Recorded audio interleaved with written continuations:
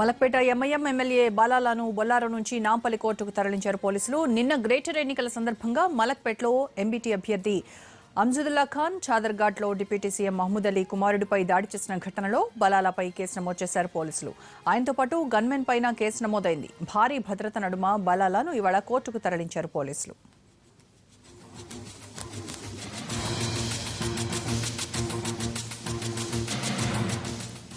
MIM MLA బలాలను కోర్టుకు తరలించారు పోలీసులు. మరిన్ని వివరాలు మా ప్రతినిధి రాధాకృష్ణ అడుగుదాం. రాధాకృష్ణ, ఎమ్మెల్యే బలాలకు సంబంధించిన అప్డేట్స్ ఏంటి?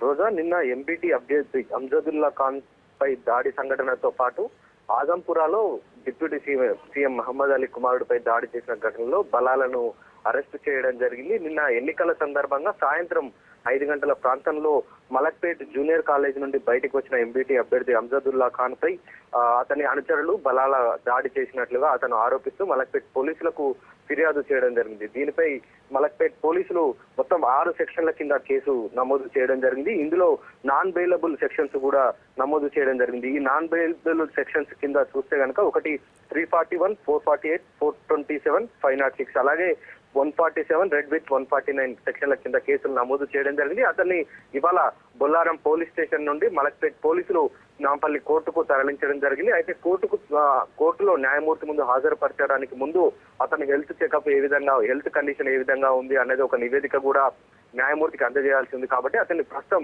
గాంధీ ఆసుపత్రిలో అతనికి వైద్య పరీక్షలు చేస్తున్నారు. అతనికి బీపీ లెవెల్స్ తో పాటు షుగరు, అతని హార్ట్ కండిషన్ ఏ విధంగా ఉందనేది హెల్త్ చెకప్ చేయించిన తర్వాత దానికి సంబంధించిన నివేదికను న్యాయమూర్తి ముందు హాజరుపరచనున్నారు. ఇవాళ నాంపల్లి కోర్టులో బలాలను హాజరుపరిచిన తర్వాత ఒకవేళ న్యాయమూర్తి అతనికి రిమాండ్ కనుక విధిస్తే అతన్ని చిట్టెలగూడ జైలుకు తరలించనున్నారు. లేదు, ఇప్పటికే నాన్ బెయిలబుల్ సెక్షన్స్ కింద కేసు నమోదు చేశారు కాబట్టి ఒకవేళ న్యాయమూర్తి ముందుగానే బెయిల్ కనుక అంటే బలాలని హాజరుపరిచిన తర్వాత ఒకవేళ బెయిల్ శాంక్షన్ చేస్తే అతనికి ఇద్దరు వ్యక్తులు అతనికి సాక్షులుగా ఉండాల్సి ఉంటుంది. ఆ తర్వాత అతన్ని బెయిల్ ఇచ్చే అవకాశం కనబడుతుంది. ప్రస్తుతం మాత్రం బలాలకు గాంధీ ఆసుపత్రిలో వైద్య పరీక్షలు కొనసాగుతున్నాయి. దీని తర్వాత నాంపల్లి కోర్టుకు తరలిస్తారు. రోజా. రైట్ రాధా.